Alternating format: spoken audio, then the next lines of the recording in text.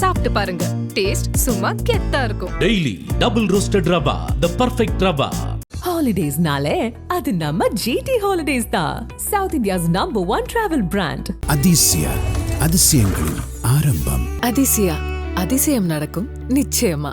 ஒரு பொண்ணு நம்ம ஆஃபீஸ்க்கு வரா, வந்துட்டு இந்த மாதிரி எனக்கு ஒரு டவுட் இருக்குது, எங்கள் ஹஸ்பண்டை நீங்கள் ஃபாலோ பண்ணி சொல்லணும், அவருக்கு ஒரு தொடர்பு இருக்குது. ஹஸ்பண்ட் வெளில போகிறாரு வராரு, வெளில போகிறாரு வராரு, வெளில போகிறாரு. 15 நாள் பார்த்து எனக்கே டென்ஷன் ஆகிடுச்சு. உங்கள் வீட்டுக்காரர் போகிறாரு வராரு, வெளியில் ஒரு தொடர்பையும் நாங்கள் பார்க்கல. வெளியில் இல்லைங்க ரிலேஷன்ஷிப் அப்படின்ச்சு. அப்புறம் எங்கம்மா இருக்குது ரிலேஷன்ஷிப் அப்படின்னு. வீட்டுக்குள்ளே தாங்க. யார் ஏதாவது உங்களுக்கு டவுட் இருக்கான்னு கேட்டால், இல்லை எனக்கு எங்கள் அம்மா மேலே சந்தேகம் இருக்குது. அதுக்கப்புறம் நம்ம வந்து இவங்க சொன்னதுக்கப்புறம் இன்னும் கீனாக வாட்ச் பண்ண ஆரம்பித்தோம். கை போட்டு போகிறது, அப்புறம் 2 பேரும் போய் பீச்சுக்கு போகிறது, பீச்சில் 2 பேரும் பயங்கரமாக கொஞ்சிக்கிறது, அந்த விஷயங்கள்லாம் நடக்குது. அதெல்லாம் நாங்கள் ஃபோட்டோ எடுத்து, ஆனால் இது வந்து ரொம்ப டு ஹேண்டில் திஸ் வந்து ஒரு ஆக்வர்ட் கேஸ். இது ஒரு டாக்டருக்கே வந்து துரோகம் பண்ணுறாங்க அவங்க அம்மா. இது வந்து it's very hard for the girl also to take it up. ஏன்னா வேறு ஏதாவது முடிவுக்கு அவங்க வந்துடக்கூடாதுங்கனால.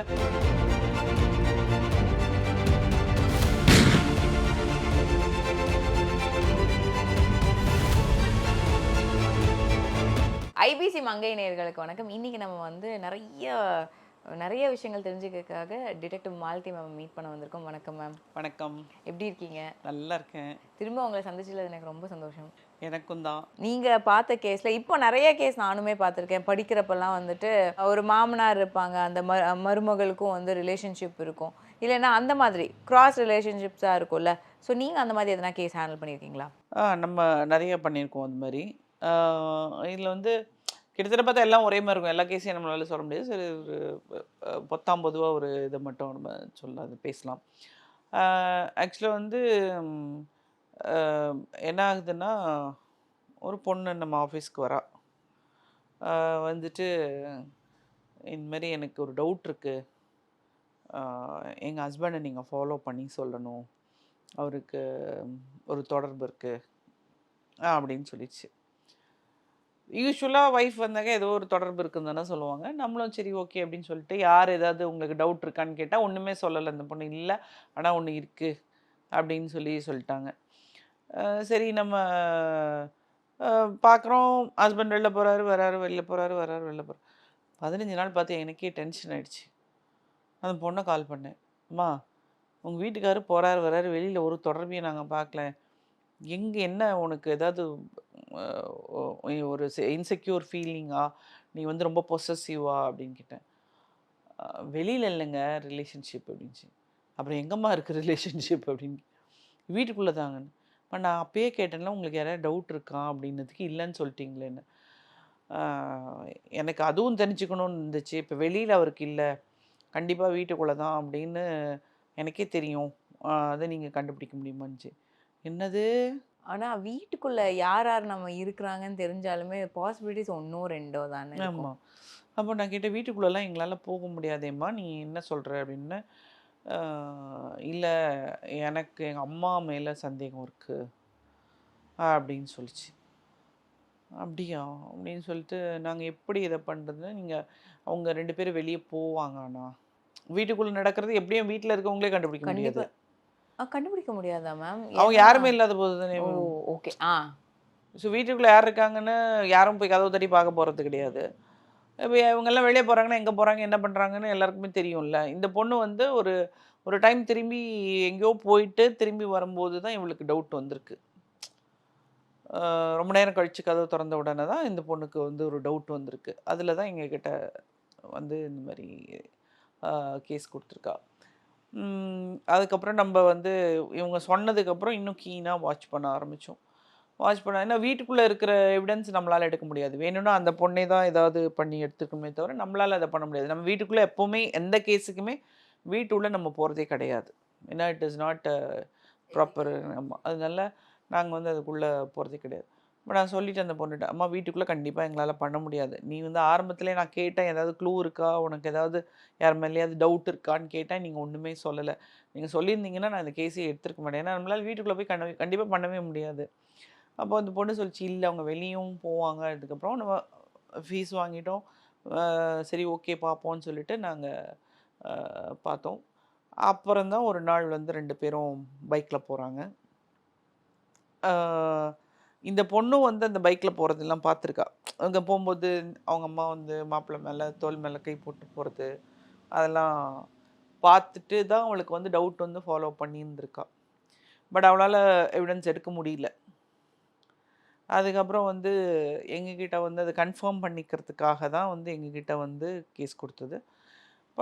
கை போட்டு போகிறது, அப்புறம் 2 பேரும் போய் பீச்சுக்கு போகிறது, பீச்சில் 2 பேரும் பயங்கரமாக கொஞ்சிக்கிறது, அந்த விஷயங்கள்லாம் நடக்குது. அதெல்லாம் நாங்கள் ஃபோட்டோ எடுத்து ஆனால் இது வந்து ரொம்ப டு ஹேண்டில் திஸ் வந்து ஒரு ஆக்வர்ட் கேஸ். இது ஒரு டாக்டருக்கே வந்து துரோகம் பண்ணுறாங்க அவங்க அம்மா. அண்ட் மோரோவர் வந்து யூஸ்வலாக பொண்ணு தானே வந்துட்டு அந்த பையனோட அம்மா அப்பா கூட இருப்பாங்க. அவங்க பொண்ணு அவங்க மாமியார் மாமனார் வீட்டில் இருக்கலாம். இங்கே வந்து பையன் கூட வந்து மாமியார் இருந்திருக்காங்கல்ல. இவங்க வீட்டுக்கு வந்துட்டாங்க, வீட்டோட மாப்பிள்ளையா வந்துட்டார். ஓகே. ஸோ வீட்டோட மாப்பிள்ளையா வந்ததுனால தான் இந்த அட்வான்டேஜ் எல்லாம் இங்கே நடந்துட்டுருக்குது. ஸோ இது வந்து அந்த பொண்ணுக்கு நாங்கள் ஆமாம்மா நீ சொன்ன மாதிரி இருக்குது அப்படின்னு சொல்லி நம்ம கொடுத்துட்டோம். அது வந்து அந்த பொண்ணால் என்ன எங்ககிட்ட திருப்பி கேட்குது, என்ன பண்ணுறது எனக்கு புரியல, எப்படி சொசைட்டியில் நான் இந்த விஷயத்த வந்து டிவோர்ஸ்ன்னு ஒன்று கொண்டு போனேன்னா நான் வந்து எப்படி போய் கோர்ட்டில் இதை போடுறது, இதை என்ன பண்ணுறதுன்னு தெரியலையே அப்படின்னு சொல்லிட்டு ரொம்ப குழம்பி போய் எங்ககிட்ட கேட்டிருந்தேன். இந்த டெசிஷன் மேக்கிங் நம்ம பண்ணுறதில்ல, நான் அவங்க லைஃப் அவங்க டிசைட் பண்ணணும். we can only give them some consultation. நீங்கள் வந்து இந்த இதை ஸ்டாப் பண்ணி நீங்கள் வெளியே போய் உங்கள் அம்மாவுடைய சுவடு இல்லாமல் நீங்கள் வெளியே போயிருங்க, தூரமாக போயிருங்க அப்படின்னு சொல்லி நான் சொன்னேன். Probably that may give you some இது. உங்களுக்கும் ஒரு ட்ரான்ஸ்ஃபர் வருதுன்னு சொல்கிறீங்க, உங்கள் ஹஸ்பண்டுக்கும் ஒரு ட்ரான்ஸ்ஃபர் வாங்கிட்டு ஒழுங்காக இந்த ஊரை விட்டு வெளியூர் போயிருங்க, ஸோ இந்த இதுக்கு ஒரு முற்றுப்புள்ளி வரலாம் அப்படின்னு சொல்லி அந்த பொண்ணுக்கு வந்து, ஏன்னா இது வந்து it's very hard for the girl also to take it up.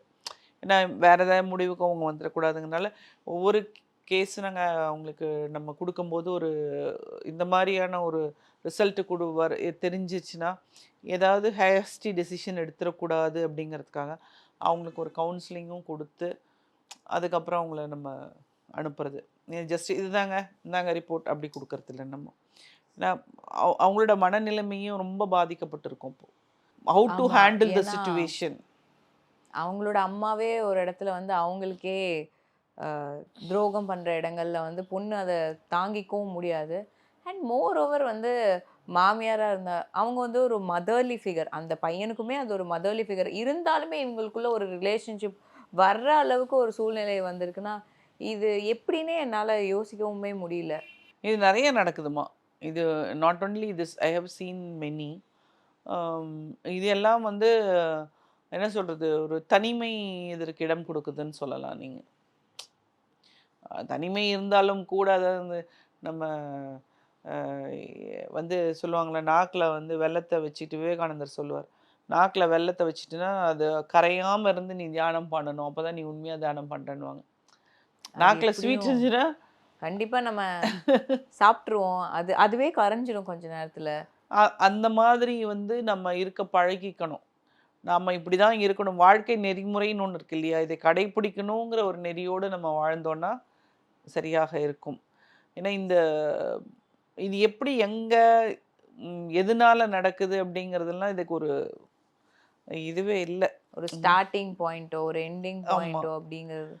வளர்க்கும் போதே வந்து நல்ல விதமாக வளர்க்குறோம், அதை நம்ம பொண்ணுக்கே துரோகம் செய்கிறோன்றது இருக்கணும் இல்லையா அவங்க அம்மாவுக்கு. எங்கே வந்து தாய் வந்து தன் பொண்ணு நல்லா வாழ்ந்துடணும்னு நினைப்பாங்க, ஆனால் அந்த பொண்ணோட வாழ்க்கையில இவங்களே ஒரு குறுக்க வர்றப்போ, ஈவன் அவங்க தனியாகவே இருந்திருந்தாலுமே அவங்களுக்கு ஒரு துணை தேடுறதுனா வெளியே இருந்திருக்கலாம், ஆனால் வீட்டுக்குள்ளே அங்கே இருக்கிற ஒரு பர்சன் கூடவே ஒரு துணை தேடுறதுங்கிறது யோசிக்க முடியாத ஒரு விஷயமா இருக்குது. அண்ட் இதே மாதிரி விஷயங்கள் நிறையவுமே நடந்துட்டு தான் இருக்குது. இதை மாற்ற முடியுமா மாற்ற முடியாதா அப்படிங்கிற ஒரு அதுவே ஒரு குவெஸ்டனபிளான ஒரு விஷயம்ல. ஸோ இப்படி ஒரு விஷயம் நடக்குது, ஒருத்தங்க தனியாக இருக்காங்க, அப்படின்னா இதெல்லாம் லீட்ஸ் எப்படின்னா இந்த நியூக்ளியர் ஃபேமிலிஸாக இருக்கிறோம் இல்லையா, இங்கே வந்து ஒரு ஜாயின்ட் ஃபேமிலியாக அவங்க மாறுறாங்க. பட் ஆனால் இந்த ஜாயின்ட் ஃபேமிலின்னா அங்கே இன்னும் நிறைய பேர் இருப்பாங்க, தாத்தா பாட்டி இருப்பாங்க, இந்த பொண்ணோட தாத்தா பாட்டி இருந்திருப்பாங்க, அத்தை மாமா இருந்திருப்பாங்க, சித்தப்பா சித்தி இருந்திருப்பாங்க.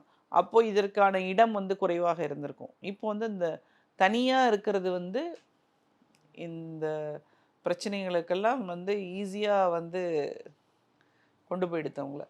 அண்ட் அந்த மென்னுக்குமே இந்த இடங்கள்ல அந்த அந்த விமனை மட்டுமே நம்ம சொல்லாமல் இந்த இடத்துல அந்த மென்னுமே அதுக்கான அந்த ஸ்பேஸும் அந்த அட்வான்டேஜும் இவங்களுமே எடுத்துக்கிறாங்க, கொடுக்கவும் செய்கிறாங்கல்ல. ஸோ மென் இடங்களுமே நிறைய இடங்கள்ல தப்பு வரும். இல்லை அதான் இப்போ வந்து இது ஒரு ஜாயின்ட் ஃபேமிலியாக இருந்ததால் நிறைய பேர் இருக்கிற இடத்துல இந்த தவறு வரதுக்கான வாய்ப்புகள் குறைவு. ஆனால் ஜாயின்ட் ஃபேமிலி இருந்தால் சண்டை வருது, சச்சரவு வருதுன்னு தானே இப்போ நியூக்ளியர் ஃபேமிலிஸாக போயிட்டுருக்கோம். நியூக்ளியராக ஃபேமிலிஸ் போயிட்டு இருக்கும்போது இப்போ பூதாகாரமாக வெடிச்சிக்கிட்டு இருக்கு பிரச்சனைகள். வெவ்வேறு விதமாக நம்ம கல்ச்சருக்கு மாறாக நடந்து கொள்ளக்கூடிய ஒரு சூழலுக்கு வந்து மக்கள் வந்து தள்ளப்பட்டிருக்காங்க.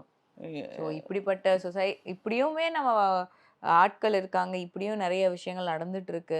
அது நியூக்ளியராக இருந்தாலும் இல்லை நம்ம தனியாக போயிருந்தாலும் ஏதோ ஒரு இடத்துல ஏதோ ஒரு பிரச்சனை, இல்லைன்னா இந்த மாதிரி வேற ஒரு துணை தேடுறதும் வந்து இல்லை எனக்கு என்னதான் எனக்கு மனைவியே இருந்தாலுமோ கணவரே இருந்தாலுமே எனக்கு இன்னொரு ஒருத்தங்க வந்து எனக்கு வேணும், எமோஷனலாக ஒரு சப்போர்ட்டுன்னு கூட அதுக்கு ஒரு பேர் வச்சுப்பாங்க. ஸோ இப்படி ஒரு விஷயங்கள் நடந்துட்டு தான் இருக்குது. இது எங்கே போய் முடியும்னு யாராலையுமே சொல்ல முடியாது. உலகம் உருண்டை தானே, திரும்ப வந்து அந்த ஒரு சைக்கிள் திரும்ப வரும்.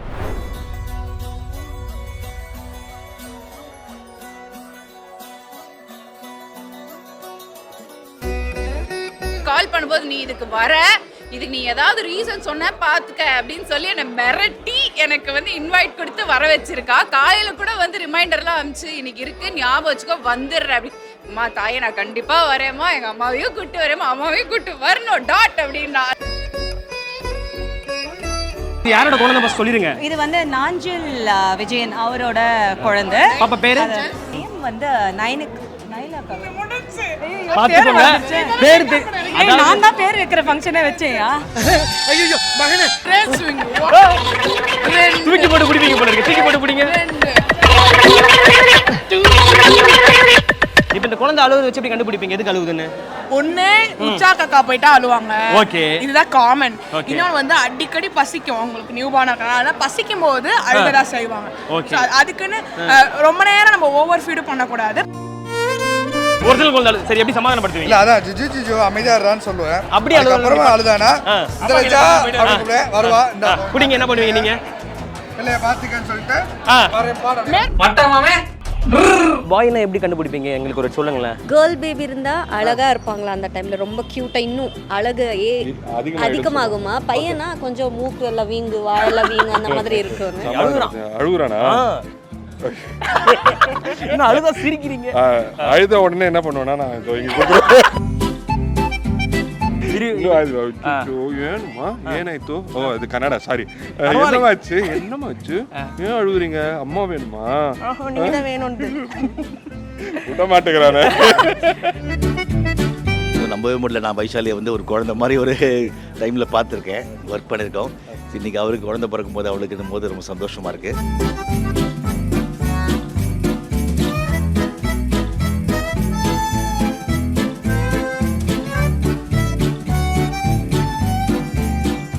சாப்பிட்டு பாருங்க, டேஸ்ட் சும்மா கெத்தா இருக்கும். Daily double roasted rava, the perfect rava. ஹாலிடேஸ்னாலே அது நம்ம ஜிடி ஹாலிடேஸ் தான். South India's number 1 travel brand. அதிசயங்களின் ஆரம்பம். அதிசயம் நடக்கும் நிச்சயமா.